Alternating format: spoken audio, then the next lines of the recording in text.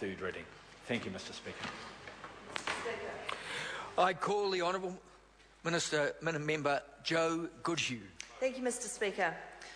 Well, today, Mr. Speaker, I speak as the Minister who will be responsible for some of the functions contained in this bill once it is passed.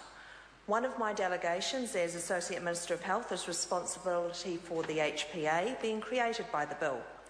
And as Minister for the Community and Voluntary Sector, I am able to advise Mr Mallard that it is in fact myself who will be responsible for Part 3 of the bill.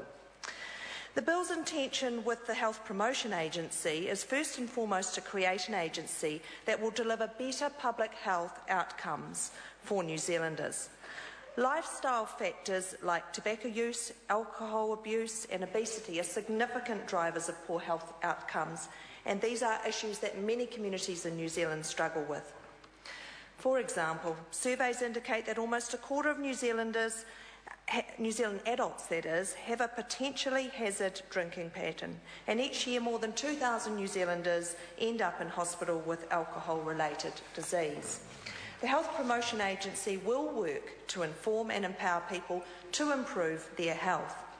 At the broadest level, the work currently carried out by ALAC and the Health Sponsorship Council will remain the same, but in the Health Promotion Agency it will benefit from being much more integrated. A more integrated and efficient approach to health promotion across the range of public health issues will in turn deliver better public health outcomes.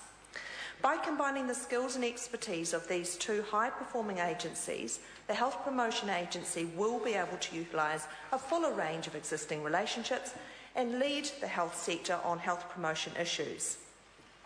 To move on now to the Charities Act changes which relate to the Charities Commission.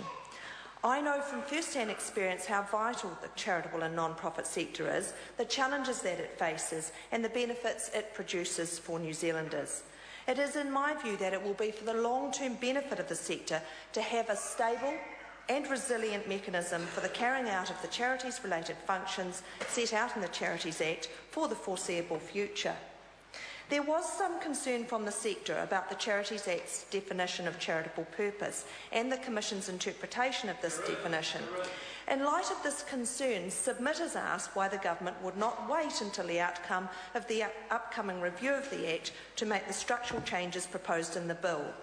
However, the changes, being structural only, will not affect the review's ability to examine the definition of charitable purpose, or indeed any other of the provisions of the Charities Act. Moreover, delaying the merger to wait for the review of the Charities Act will not address the Government's other priorities of reducing the state sector fragmentation and achieving efficiencies in areas such as back office services by housing functions within larger, more resilient agencies. As the Minister has already pointed out, the transfer of the charities-related functions performed to the Department of Internal Affairs is intended to help ensure the long-term viability of those functions by having them carried out by a larger, more resilient agency. The Department is better equipped to respond to challenging financial circumstances than a small, standalone agency. The Minister has also already explained how the independence of the registration function will be preserved and the education function in fact strengthened in the bill. I'd like to reassure those people who have expressed concerns that the functions might be weakened or lost, that this is not the case. As Minister, I will not be able to direct the Registration Board or the Department if it is acting under delegation from the Board. The Department will be directly responsible to the House for the performance of the education and promotion functions, and they are working closely with the Commission to ensure a smooth transition. The creation of the Health Promotion Agency and move of charities functions into the Department of Internal Affairs under this bill will improve both the quality and efficiency of public services now and into the future, and I commend this bill to the House. I call the Honourable Member Lawissa Wall. Tēnā koe.